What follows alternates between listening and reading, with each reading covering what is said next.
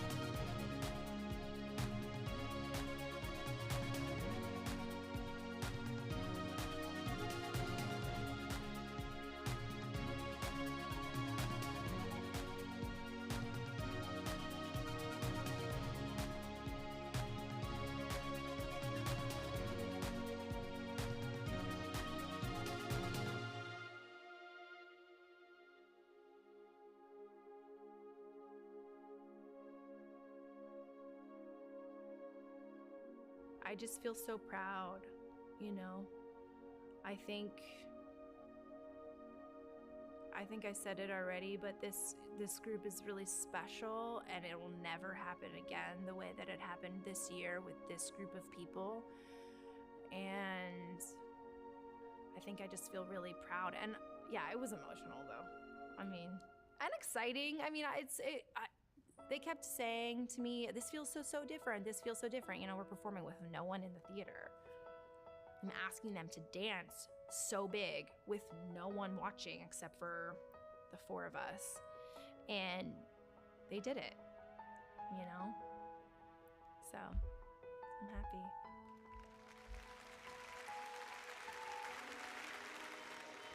You know, the curtain is closed and they took their final bows, and that was it. So watching them on stage was everything to me, because I didn't know if that would ever happen this year, and it was very emotional. I cried.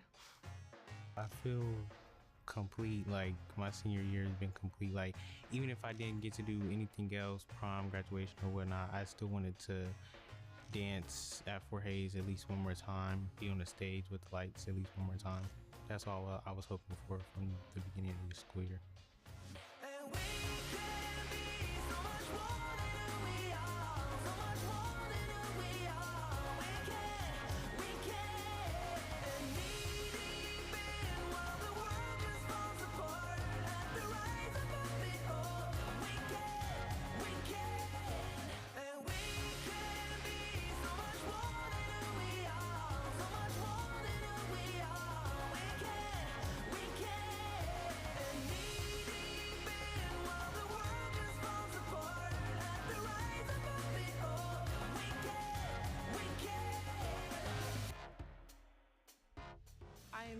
happy I got to do something.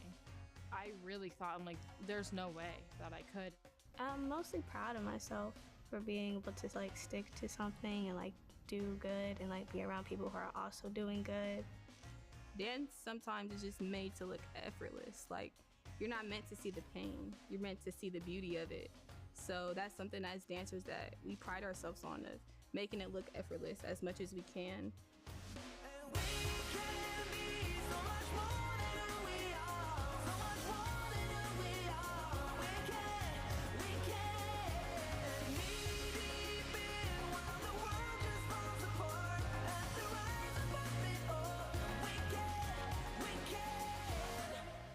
And this is the thing about dance, is it's you on the stage. Yes, you can play a character, but it's your body and your expressivity. It takes a heck of a lot of vulnerability, and that's a big ask for young people. Even in the midst of a pandemic that we've never seen before, even in the midst of great tragedies that we have not seen before, the students at Fort Hays, the students in Columbus, the teachers, the staff, we all still rise up.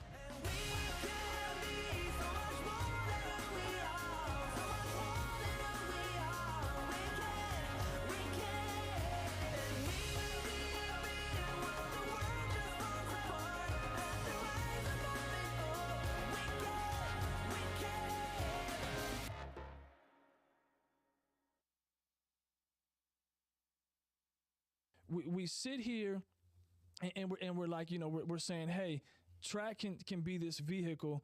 Coach, I want to turn to you now. You talked about the golden years, Coach Morgan. What did track do for you? What did the experience do for you? And tell us a little bit about your post-high school experiences, and then what you've grown and learned maybe from some of that. Sure. So like I said, track and field is one of those sports where there's not many opportunities past the collegiate level. Okay. So making it to whatever college of your choice or whatever level of collegiate competition is kind of like your plateau, unless you're the Allison Felixes and Simon Richards. Okay. Yeah. So I always kind of noticed that if track was the sport that I was going to try to excel in, that I needed a backup plan. So my focus was always academics first. Okay. And then using the track as that vehicle to pay for school. Right, of course. Because I wasn't born in money. That's right. That's all right. Also, track, a lot of universities, if you're not at the top universities in the nation, then track also only gets partial scholarships. Okay. And then you have to prove your merit to get like work up to a full scholarship. Okay. So I was able to go to school on half track, half academic scholarship. Nice. However, I seen it as my vehicle. I knew that I couldn't just go to college and major in just anything. Like I had to major in something that would, you know, set me up for a promising future. Certainly. So track was that vehicle that I used to, I majored in computer science and engineering. Nice. And during, I was supposed to take 5 years, but I took 4 because even in collegiate sports, they pay for your summer school as well. Okay. So I stayed on campus and trained during the summer, but I also took courses to complete my coursework in 4 years rather than 5. Coach Anthony, you get to hang out with some special people, man. I don't know if you realize how phenomenal these two young women are. I don't want to steal her thunder yet. Hold on. I want to let her keep going. But I mean, wow, these are some phenomenal people you're getting to hang around. I'm sorry, go ahead. So you finished in 4. Yeah. And from there, you know, your track. So not to mention engineering coupled with, you know, track meets every weekend and lifting and practice and things like that. So lifting people when you participate in sports, lifting is part of it. You don't have to be a weightlifter. Getting stronger is part of it. Go ahead. So you're lifting, you're doing all these things. Yeah, I'm sorry. So you learn time management and things like that. It's just all kinds of skills that you cannot pay to learn. Certainly. So I That's always the beauty of sports. Encourage my girls to try to compete on the next level, even if they don't think they're the best. They don't think it of themselves. Right. I'm not even talking track anymore. I'm talking like life. Yeah. You learn time management, how to prioritize. Certainly. Different things that you need to do. And so that's kind of what I mean by track being a vehicle. No, it wasn't my end all be all. I'm not in the Olympics. I did not have the talent to be in the Olympics, but I feel like track offered me things that I could not pay for in a college a platform. Yeah, you know what I mean for life to vault. You know what I mean, a starting block, right? Even being here today, come on, I got all sorts of puns like that, Kaden. A starting block, right? Yes, indeed. No, I think that's beautiful. Your journey. I'm blessed to hear it today, right? I'm honored to hear your experiences. You even gave me a lot to think about, just because sometimes when you've been in this a long time, like coaching, I don't know coach's history. I'm 25 years in education in Columbus City, and every once in a while you need to be refreshed. What you've shared today has been very refreshing. I'll share that for you. Coach, I'm going to allow you to give some quick lasting thoughts. They're giving me the signal over there that says I got to start to get ready for outro, and you're going to say your lasting piece, but we always let the current, right? We always let our future get the final word. So you'll share something here, and then I'll turn it over here to Kaden before I do the outro. Okay, I'm going to get ready to get into my DJ voice right now so I can get it all in. I know I'm going to get to cutting a little bit. Yes, indeed. I can be loquacious too like her. Okay, what you said to Kim, I knew about Kim, about what she does and how good she was. I'm not surprised. I'm not surprised with anything. And I know there's even more that we don't know. Right. Also, too, the time management thing is bigger than the clock right here, too. You have to we teach them to be prepared. We want them to be disciplined. We want them to be focused, okay? And those are not just words that we put out there. That's what something you need to be, okay? Be that. And I just want to thank God for the opportunity to coach the young ladies. And I like to thank, God for their families too. Nice. God, family, and then what we do, that comes in third. There you go. I love it. All right, definitely comes in third. We're gonna turn it to you, Kate, and you get the last words here today before I read the outro. That's perfectly fine with me. So I first want to say thank you to the coaches for everything for the last 2 years that I had. They've been amazing, and thank you for the production that we're going on. Where we're doing now. Nice, okay. And just want to say something to everyone that's listening now, or like the high schoolers that are listening now, like you mentioned earlier. Okay. If you start something, make sure you finish it, because 9 times out of 10, you're amazing at what you're doing. You just don't know. I love that. That's a great way for us to end today. Steadfast. Right? Steadfast is the energy for today. I'm going to read the outro. I got another look over there. They're nice looks, but it still was another look, right? So hey, can I just tell you what our theme song is? Certainly. What it is, we call them My Girls. My Girls. We got sunshine on a cloudy day. My Girls. Championship is in the month of May. There you go. Well, I love that right there. Hey, you know that? I love that right there. We're going to get to this outro here. That's all the time we have for today. Thank you for listening. Much respect to you all as our guests here this morning. Appreciate you being here. Be sure to catch all future episodes on Radio WCBE 90.5. Also, catch us on Spotify, Apple, or the platform you prefer to listen to your favorite podcast.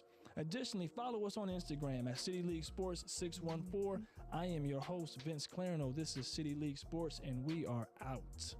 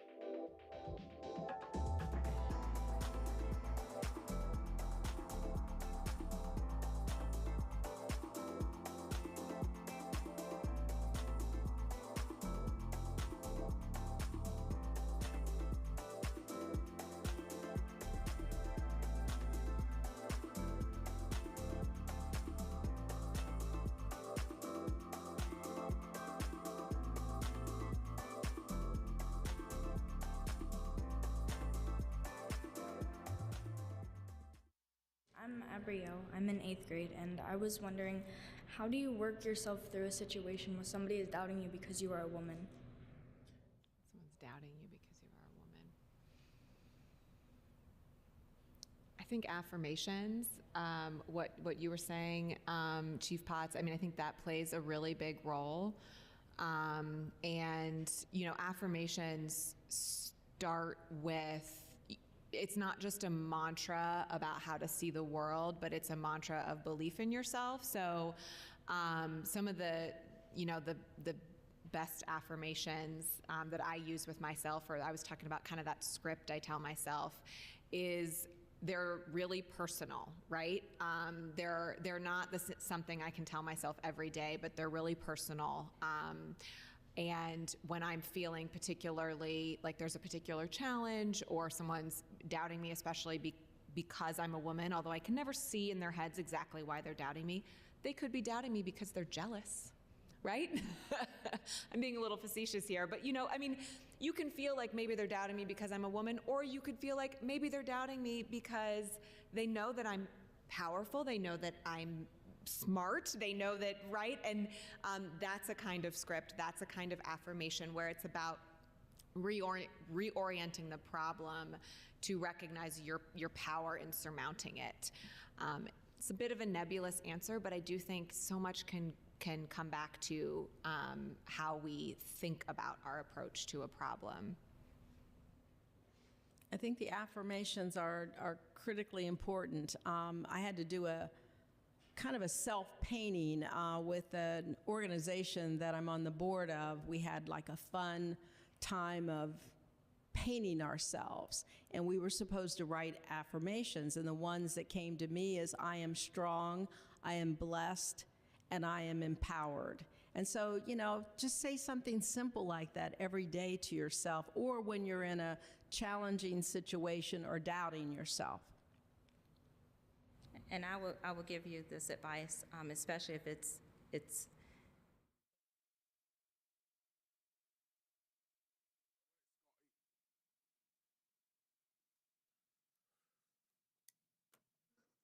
Good afternoon, everyone, and welcome to today's FAC Finance and Appropriations Committee. Today is April 19th, 2023. Happy birthday, Dad. It's my father's birthday. Yes, I did. Yes, I did. So I have to text him as soon as I'm out of here, or call him.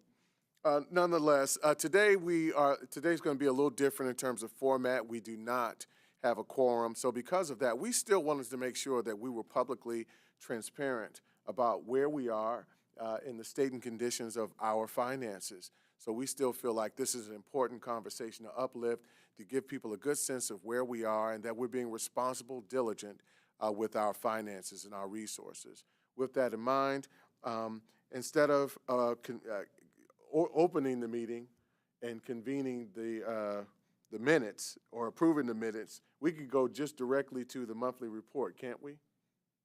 We can, and I need to do something technologically here real quick. No worries. To make sure that I forgot that this is part of what I have to, this is something I have to do to get my control here working. Hang on. Technology.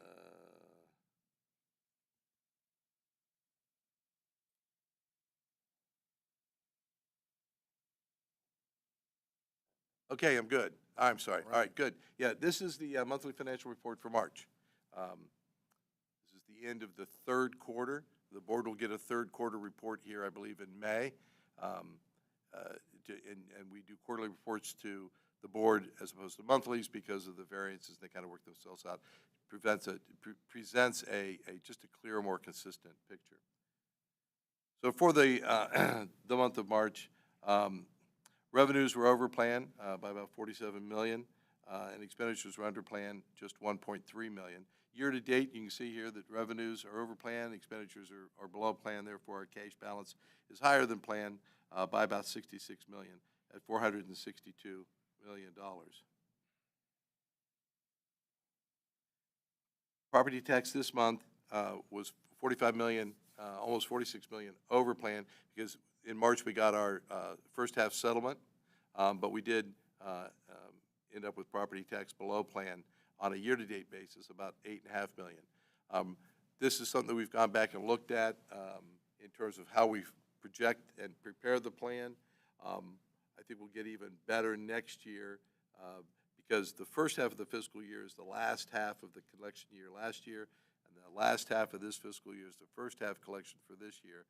And we're going to use our forecast settlement amounts rather than adjusting them for what we believe to be timing. It's just, we kind of introduced a variance and we introduced a variance that we don't need to introduce. So, but in any case, we're at 8.5 million below plan. I think this is one of the few times that a revenue item has come in on an annual basis below plan. It's not a large number, but it's still below plan, and I don't believe we've been in that position before. State aid continues to be above plan, and keep in mind, in part that's because DPIA phase-in began a couple months ago that we weren't expecting. And then we also have in the plan taken out that transportation penalty, which has yet to reach fruition. So state aid will likely be up this year on a year-to-date basis. All other revenue sources,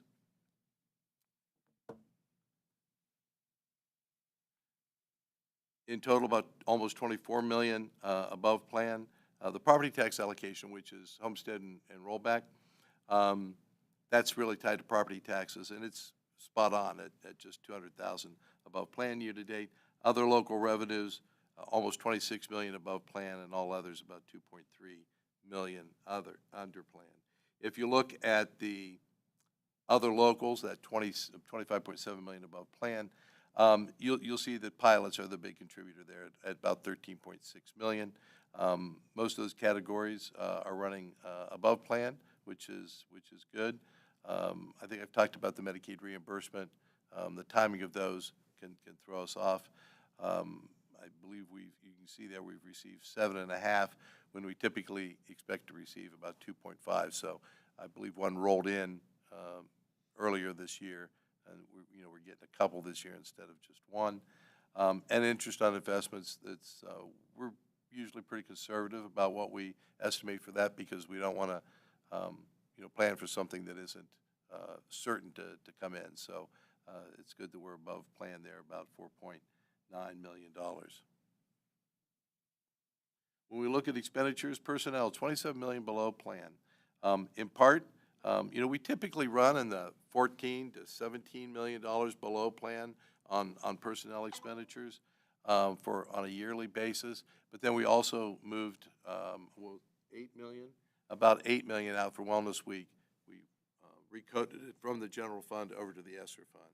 So that exacerbates that. So what this does, you'll see when we get to the forecast, is it shifts the expenditure line a bit because it changes the base off of which we project. It just shifts that line down a bit. It's a big number, but I'm not totally upset about that. It is our largest expenditure line. We will be within typically about 2% of that. So I think we need to be able to live with that kind of a variance. On the non-personnel side, they continue their typical pattern. Wait a minute, I'm sorry. This is just the pattern of personnel. You can see here what's interesting is we were under plan at the beginning of the year. Remember I told you we kind of front-end loaded the plan? But now when you get down into February and March, or even the months after starting in October, we're very close to plan. January is the ESSER charge-off recoding. That's why it drops down below. But we're very much back on plan now. We kind of expect to run a little bit above plan to bring that variance down from 27 million, maybe closer to 25 million by the end of the year. And then here's fringe benefits that they mirror that as well. Fringe benefits are running above plan now, but they were below plan in the front half of the year. So all in all, like I said, personnel, we're looking at about a $25 million variance by the time we get to the end of the year. Back to all the other non-personnel items. all the lines continue to run. Two of them, purchase services, supplies and materials, are below plan, and then transfers and advances out are 6.6 above plan. We'll have some more advances coming out at the end of the year. I think we've planned for that ESSER advance at the end of the year that could be sizable. When we look year-over-year comparisons, the left-hand graph just shows you whether or not revenues are exceeding expenditures. Year-to-date at this point, both last year and this year, we actually build a cash balance, through March, but then we'll begin to spend more than we bring in, and that'll bring that cash balance back down. But it looks like we have a little bit greater revenue over than expenditures this year than we did last year at this point. Just comparing revenues this year to last year, you can see we're at $856 million versus $748 last year, and expenditures are slightly up at $629 versus $565. So no abnormal behaviors here. We understand where those variances are. We know which ones are one-time, which ones are going to have a long-term impact. And all of this information, then, you'll hear in just a minute, has rolled into the 5-year forecast, which is really the key document as to where we are and where we project to be in terms of financial position. So that's March. If you have any questions about March, let me know, or we'll move right on into the 5-year forecast. Are there any questions at this point, or any highlights, any additions that folks would like to add to this conversation with regard to what we've seen thus far? Awesome, we can move on.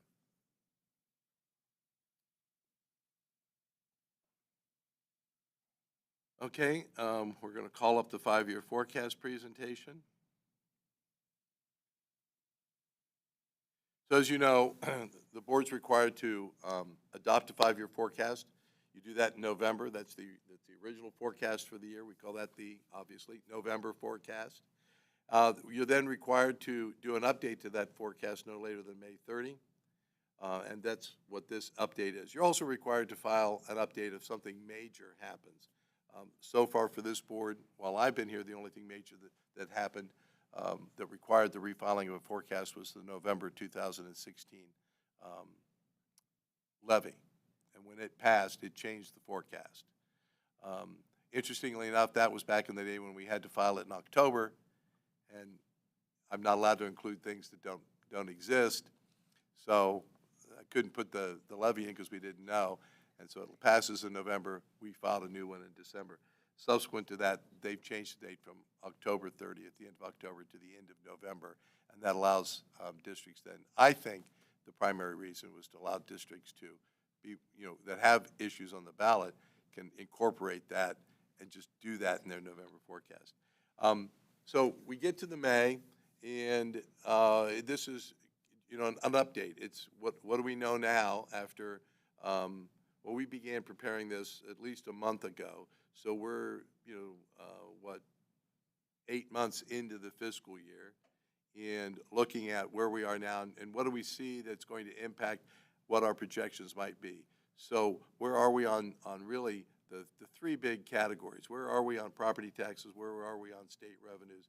And where are we on personnel costs? And those are the drivers. And some get tweaked, some get kind of more substantial changes. But for this presentation and how we prepare this is a group effort, and I thought it would be beneficial for so many reasons for all of you to see some of the folks that help put this together. We do this in-house. We do this in-house for a couple of reasons. One of them is, well, we can do it. We have the capacity. I brought it in-house years ago just because we had the skill and expertise to do it in-house. The other reason is I like control of it. We use the 5-year forecast for a lot of things, not the least of which is our financial planning, whether it's revenue enhancements, levy planning, or budget reductions. And here recently, as you know, we've had both of those, or are going to have both of those conversations. So we live and die by the forecast. I think it's important that we control it. And you're going to hear today that that control means that we can use it very quickly as a tool in financial planning and financial analysis. We don't have to wait for someone else to make adjustments. So this afternoon, in the next probably 30 minutes or so, we're going to do this in not a tag team presentation, but we've got several participations. We're going to start with Jordan Hayes. He's our data verification analyst, one of my favorite positions because he and I work together very closely, and he prepares all of the data that I get to use now, so it helps me a lot. He's going to go through what he did in the preparation of the five-year forecast, so the mechanics behind that, the kind of the nuts and bolts. Then our Deputy Treasurer, Jenny Vanover, will go through what's changed since November, what are those changes, and then I'll jump back in at the end to give you what's this mean for us and where do we go from here. So I'm going to go ahead and let Jordan start, and we'll see how this goes. We've done a couple of dry runs, but as you know, my team, we're very fluid and got to do things extemporaneously. So this should be fun. Jordan, take it away. Thanks, Stan. So as Stan said, we took our original model and we made some adjustments for understandability and efficiency. The new model now touches a handful of our other worksheets. It touches the Fair School Funding model, and it touches the Property Tax Settlement worksheet, and then a handful of others. Like the forecast, these other worksheets are typically contracted out by other districts, but we don't do that.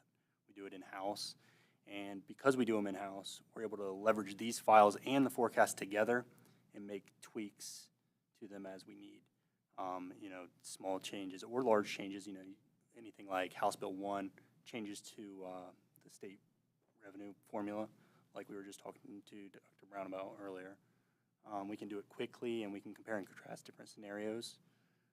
We put a lot of time and effort into updating the forecast, and I'm confident the district will reap the benefits well into the future. So this one step or relationship, whatever, this is very generational, as if you look at the two of us. So it was really good because I've been doing this for 45 years. Jordan hasn't, but he came in with all the technical skills that it's just a new, fresh, literally a new, fresh look. It's one thing to bring somebody else in that's my age and go, oh, that's a fresh look. No, this is really a fresh look because of our, it's just simple. It's just an age difference. He has some different backgrounds, some different experiences, and just technically really took it to the next level. And I think that will obviously benefit us long term. The good news is, just talking about the school funding formula, because sometimes what you get out of LSC, and I think, is it OBM that runs, do we call it OBM here in Ohio? OBM? Office of Budget. Office of Budget Management, okay. They'll what I say, puke out an estimate, and we're like, how'd you come up with that? And we don't always see what's inside the black box. Well, Jordan goes in, we know some things, but he has to reverse engineer some others, and on the hundreds of millions of dollars that we get in state aid, you were within 1%, I'm pretty sure, of their calculations. So we went, okay, good, we got it. And what that means is then we know when we do the tweaks, we're very confident that when he runs it, he says, well, in 24 it should like this, 25, 26, 27, 28, under these sets of assumptions, you'll see that we can just be confident that's a pretty good number. It's important now, remember, too, because we're on the formula. Heretofore, forecasting state revenue is easy. We're on a cap. Cap's allowed to go up 3%, and then we flatline it. This is a little bit different. So I'll let Jenny take over next and talk about, here we are in May and where were we in November. Okay, so to bring us up to speed from the forecast that was presented back in November, clearly we're much closer to an actual total for 23. So we have 8 months of actual, 9 months of actual if we include March, but and then we've got a much clearer picture of what the rest of the year is going to look like. So we've updated 23 to reflect those information. We also, That's a head of slide. Hang on. I'm going, that is not what I'm looking at. Anyway. There you go. All right, so to Stan's point, the big hits that you see that have a big impact, property taxes, state aid. On the revenue side, we've talked on numerous occasions about the local revenues, which is primarily due to the pilot payments, which is a function of the change from House Bill 126. So those were the big hits on the revenue end of things. On the expense side, salary and benefits, obviously being 85% of our budget is obviously a huge driver. Wellness Week has been mentioned, where we charged $8 million, saved the general fund $8 million by charging that off to ESSER. And then on the non-personnel, as you well know, we have gone through the exercise of trying to make some budget reductions to make sure that we're staying within what we need. So those were essentially the primary areas we touched on. So when you get into some of the more specifics on the property tax end, as Stan mentioned in the monthly report, the total for the year came in $8.5 million under plan, which is about 1.3%. So to his point, although it's the first time in a while that it's come in lower, it's still pretty close to being on target. Over the course of the 5-year forecast, that result, again, being similar to the personnel scenario where it's the beginning base now going forward for all the forecasting, that has about a $45 million impact on the forecast. Similar, the homestead and rollback reductions were, again, pretty minimal in comparison, 2.2 million. Total reduction against the forecast over the 5-year window of time is 47 million or so. On the state aid end of things, we had a slight increase of 7.2 million. Again, the largest chunk of that being tied to the DPIA phase-in being accelerated. We were, I believe, originally set at 16.67% for this year, and it got bumped to 33% this year, which was not anticipated, so that was a nice little increase. But as Stan mentioned before, we are now on the formula, so things like enrollment, ADM, and your AGI do now have an impact on our funding formula. So those factors are now being considered, and again, we've got Jordan with his model that helps very quickly see the impact of how, you know, a 1% change in enrollment or AGI or any of those factors and how it quickly impacts us. So the nice thing is the DPIA influx helped offset some of those anticipated reductions, but that's where we are for that.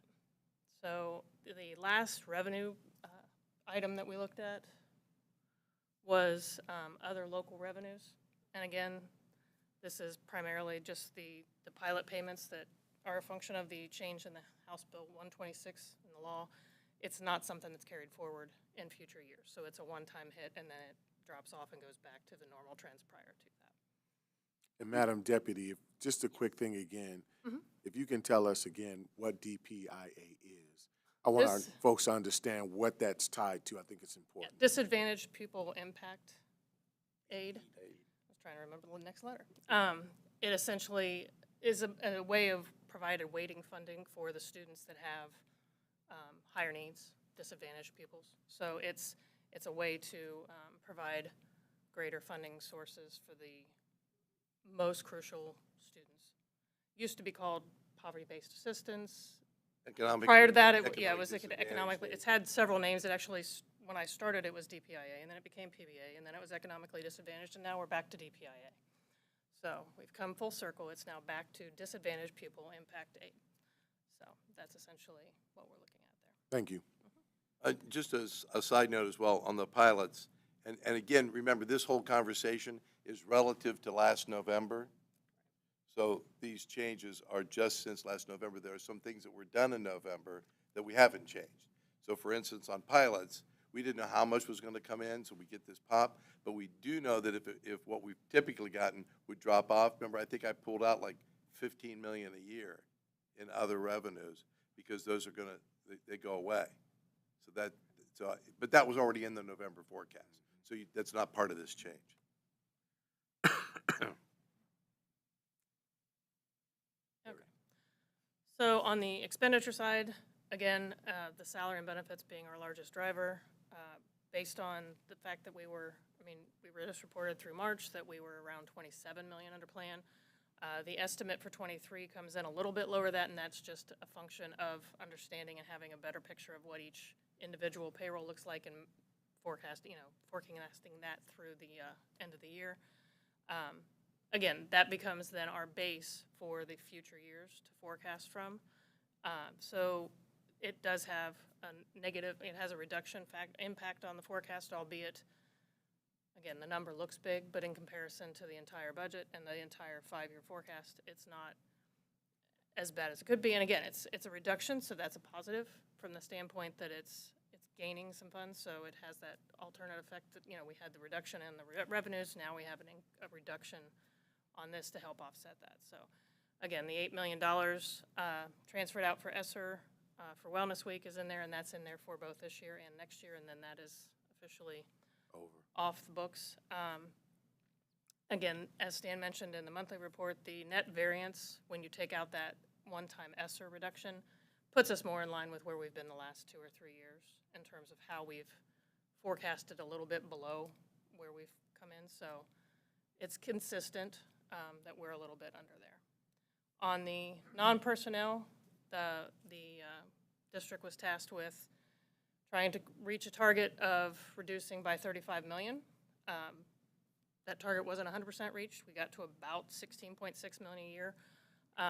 And this year we came in a little around $14 million under plan, which is reflected in the forecast as an increase, only because we were expected to reduce to a certain level and we did not reduce to that certain level. So it's not that we're actually adding to what was there before, it's that net effect of asking for a reduction and coming in a little bit below that. So that was the impact on the non-personnel. And what you're referring to is the 30% that we were targeting on the non-personnel side, where we were only able to get to 16% in terms of. Oh, it was 35 million. 35 million, 16.6 million, so it's about half, give or take. So this is just a table that kind of pulls it all together, shows your fiscal year year-end balance, cash balance, at the end of the 5-year forecast, and then you show the 5-year impact of each of the categories that we just went through on both the revenue and the expense sides, and that's resulting in a net change to the ending cash balance of an improvement of $72 million at the end of the 5-year forecast. So in November, we showed a negative balance of $139 million. We're now at $67 million. So it's still negative, but we're approaching the zero mark. We're approaching break even, so it is an improvement over the 5 years. Next, we've got a couple of graphs that just demonstrate boring graphs at that. Boring graphs, not quite as boring as the one we saw this morning. Yeah. Yes, that one was really nice, but yeah, we don't have that. So yeah, these are, it just goes to show that from May to November and even throughout the forecast with what few little tweaks have happened, not a drastic change from November to May as it relates to your total revenues. Even though you can see there's a little bit of white between the two lines, it's not drastic. So we're still pretty on target there. For the total expenditures, you can see we dropped. That's that reduction due to the salary and benefits coming in below expected. But then you can see that next year we go right back up to about where we were, and then all it did was shift the line down a little bit as an adjustment for that. So, hey, it's Jeff. Okay. All right, if the notes can reflect, sir, that we have a quorum. Welcome, sir. Thank you. I'm sorry for being late. I'm just glad you're here. I'm glad you have something else going on in your life other than this? Oh, yeah, I mean, there are really? all sorts of stories I can tell you. Thank you for being here, George. Absolutely. Okay. Next. Okay, so this is just showing, again, comparing November to May, revenue over expenditures. So you can see the, in fiscal year 23, that adjustment. And then again, we go right back to the same pattern as before. So we have those one-time adjustments from November to May, but the impact going forward is very similar. The next slide gets into the ending cash balance, and this is showing both the ending cash balance in November and May, but then also reserved cash balance, which is 60 days cash on hand. Again, both in November and May. And I'm actually going to have you move it forward because this shows all 4 of them together. The next 2 break them into like categories. So this is just your ending cash balance for November compared to May. And you can see that we've improved. We're closer to 0 in that last year. And obviously the line basically just shifted up a little bit. When you go into the ending reserve cash balance, obviously this is still not a great picture and it's trending downward, but the good news is for 24 and 25, we're actually positive. Again, the line shifted upward, the trend is moving the right direction, but we still have issues to address at the end of the forecast. And reserve cash balance is what we use as a leading indicator. Thank you because I wanted you to illuminate that. This isn't, all this is a leading indicator. There's nothing statutory, there's nothing really policy-wise, but it's a target that we use.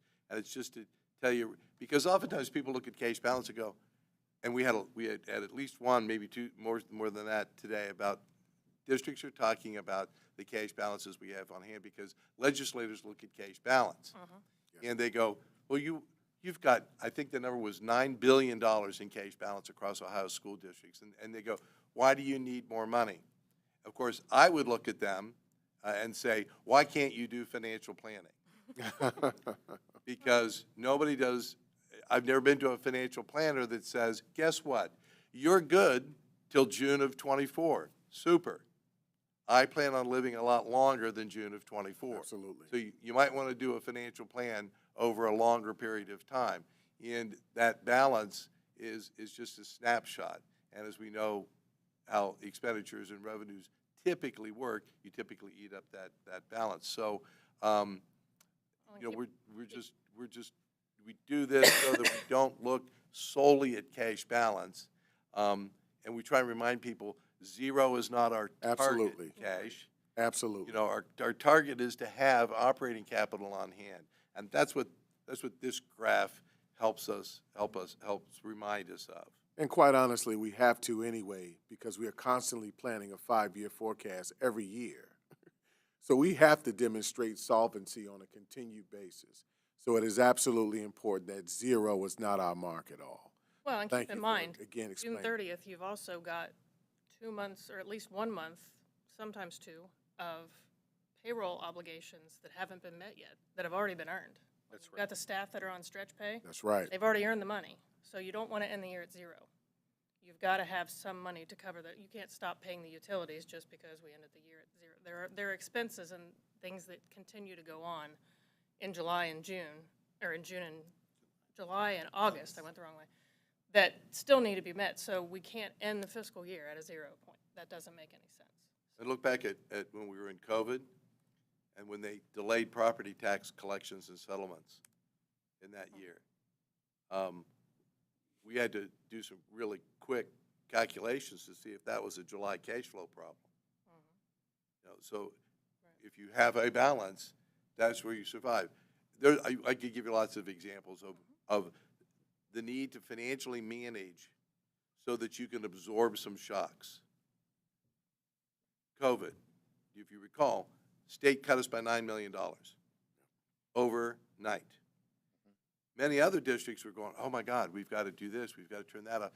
I felt bad because as CFO of the state's largest school district said, what are you doing? And I said, $9 million, I'm not doing anything.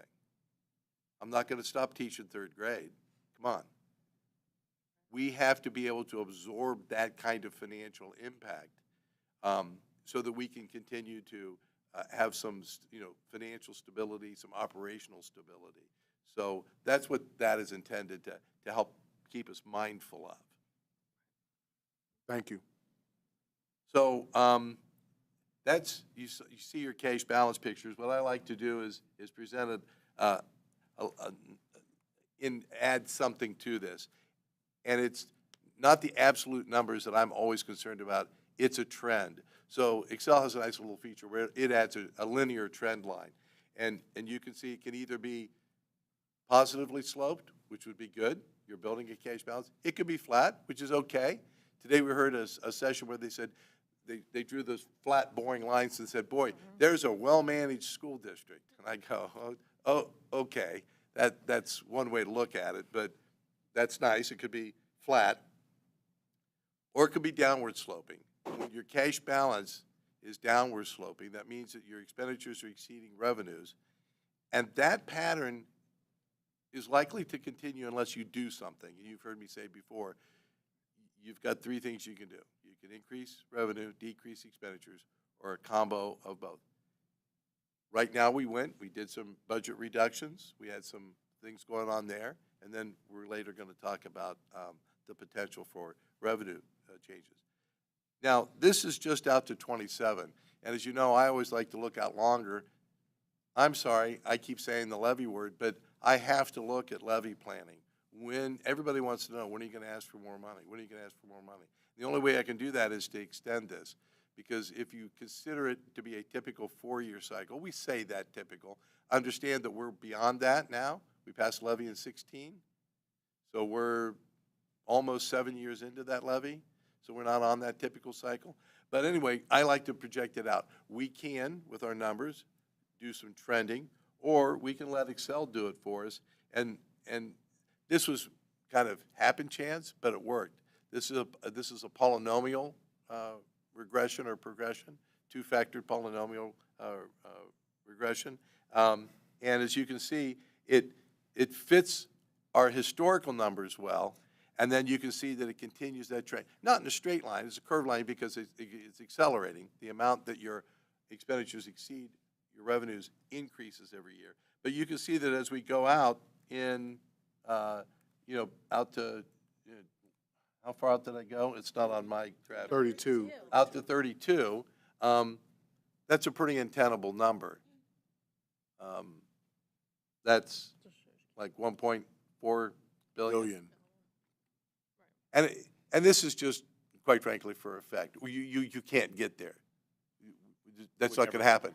The point is, what the forecast alerts us to gives us advance notice that we need to do something.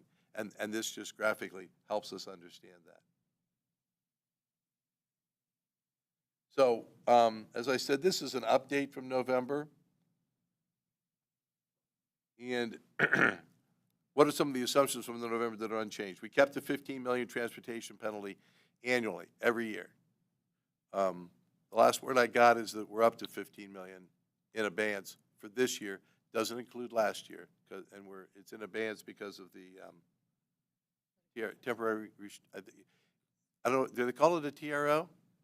Now it's called a permanent Injunction. Okay, so they're holding it off, and they can't do the deduct for us until the lawsuits.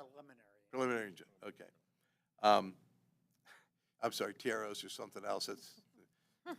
Anyway, the $79 million ESSER advance is still in there, but that's just a cash flow thing. It works itself out. It's in and out until it goes away. This is our fiscal cliff item. We still assume that the positions that are over in ESSER aren't coming into the general fund. I'm assuming that until I'm told otherwise. And I'm going to be told either by the three of you and your 4 cohort board members, or Madam Superintendent over there is going to tell me something different at some point in time. But understand that none of those ESSER positions are factored in here. And that is typically what other districts refer, or is the basis for a fiscal cliff, where expenditures, sizable expenditures, are being alternately funded, and then in 1 year they all come back, so you have to plan for that. We aren't planning for any of those to come in. Wage increases outside the collective bargaining agreements at 2.5%, and as a result of the changes to our actual for 23 projections, even though we have some revenue reductions, we came in better on expenditures. That helped, and we got the $16.6 million in budget reductions and non-personnel ongoing. All of that allowed us to have a positive 26 and an improved 27 ending cash balance, and keep our $20 million annual transfer to the general fund in there. What did I say, general fund? I'm sorry, to the capital fund. So we would be funding a capital budget. We all know that that's supposed to be 40 or more, but we got it in at 20. It's I don't want to say it's token, but it's It's an attempt. It is not token. Yeah, it's something to get that capital budget in place. So, you know, remember that we have a 0.5 mil PI levy, but it's generating 4.4 million a year. That's it. So this is pretty good, and we'll talk, I'm sure, soon. But over the past years, I've always talked about a PI levy, and that conversation. I think what we had proposed for the ballot was like 4.7 mils. So that would generate you know, close to over 50 million a year. So we've got some pretty significant capital needs, but at least here this is a good start in providing ongoing funds. It's coming out of the general fund until we find another source of funding for that. As always, there are risks and unknowns. I should have made this first bullet plural because there are multiple state budgets that we're going to go through. So we're doing here this one. These discussions occur in 23. They'll occur again in 25, and they'll occur again in 27, and that all falls within this 5-year forecast. Transportation penalty litigation we just mentioned is an unknown. Negotiations are an unknown. You know, we negotiate with several groups, you know, on an ongoing basis. Almost, it's, you know, almost every year we're in some form of a negotiation, and we don't know what those will hold. Investor funding is an unknown, and its impact on the general fund. And then this is an example. I should have put a generic title in here, and that is, you know, I don't know exactly what to call it, other than, to be honest, legislative attacks on our revenue streams. Things that are a detriment to us in terms of revenue generation. We talked about House Bill 126 and its impact on what our ability to protect our property tax base. We now have this year House Bill 1, which is attempting, at least as far as I know so far in its current form, to eliminate rollback and change the 35% assessment rate, all of which you know, reduces property tax collections. So it's those kinds of risks that we don't know what we're going to see, but you never know what happens in a particular General Assembly. So that's all on the horizon for us. So that's where we are in the May forecast. I am not alarmed. I think we have some very good, very current information. We can modify these assumptions if you so choose. This will serve as a great basis for our discussions about the possibility of an operating levy at some point here in the near future. And the other good thing about it just escapes my mind. I lost it, but in any case, that's your May forecast. You saw how it's put together, and I'll bring it to the board for presentation, first meeting in May, and then approval, second meeting in May. Awesome. I thank you. I thank you. Are there any questions at this point in time about the 5-year forecast? Yes, sir. It came back to me, Chair Cole, and that is, if you recall, when I presented the November forecast, I said, you can't assume your way out of this problem. And I said that not to be cavalier, but to emphasize the fact that this forecast is based on assumptions. If you assume something different in the variables Jordan uses, if you don't assume 1% enrollment decline, if you don't assume growth in AGI or an assessed valuation, and therefore you don't assume that our state share goes down, the picture changes. But you have to ask yourself, what are reasonable assumptions? So that's the other good thing about how we do our forecast. If you all want to change these assumptions, we can do that, and we can see where that comes out to paint different pictures. And I'm sure we'll be doing a lot of that as we do levy planning. Absolutely, and I thank you, because I think that's a great transition to what my closing comment was going to be, unless there were others who wanted to chime in. And that is the importance of making sure that on the academic side, that we're very clear about how we want to equitably distribute curriculum, teaching and learning in the district in a way that modernizes us, in a way that helps us expand and optimize opportunities for students. And we all well know, as you said, you used the word assumption, it comes with a price tag. It comes with a price tag.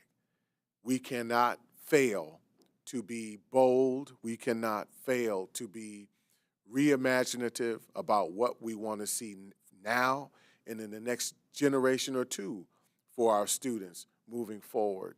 So that requires us to really be on top of right now designing a very good sense of what curriculum, what facilities, what our district is going to look like moving forward. And we've got to come up with, a fair amount of that information fairly quickly. We've got some time because we're definitely trying to, assert the opportunity to look at a permanent improvement levy very soon. But we've got 2024 where we're looking at the necessity of having an operating levy and also a bond, And here's our bag opportunity, our big, hairy, audacious goal opportunity to really redefine what Columbus City Schools and reimagine what Columbus City Schools can look like for our children in the years to come. If there are any other thoughts. I want to ask, because it's becoming over time clearer and clearer, what's the timetable for the board to go on the ballot this year? If it would, and then I'll let Stan close it out, but if it were this year, we definitely have to have that paperwork in by July. Yeah, you've got late July, early August deadlines to meet for a November election. Heretofore, when we've had these discussions, I've always said to the board, June, because you take July off. If you're willing to meet in July, you have to adopt a resolution of necessity. Got to get it to the county auditor. They get some certifications back to you, and then you adopt a resolution to proceed. And then I have to drive out to Morris Road and deliver the paperwork to the County Board of Elections to get on the ballot. There's a window of time that we've never really cut that very close. But that's the long answer. The short answer is late July, mid to late July, you would have to adopt a resolution of necessity for operating or a PI.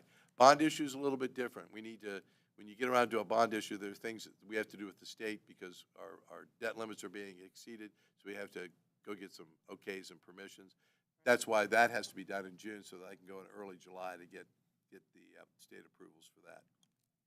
Helpful. Thank you. Anything else? Thank you, Madam President.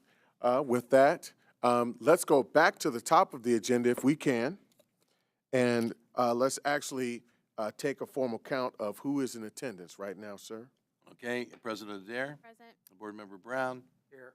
Chair Cole. Present. Mr. Green. Ms. Johnson. Mr. Jordan. Here. And Mr. Miller. And you now have officially a quorum. Awesome. Now, what I'd like to do is offer a motion to approve the minutes from the previous meeting. We want the motion? I'll make the second, yep. All right.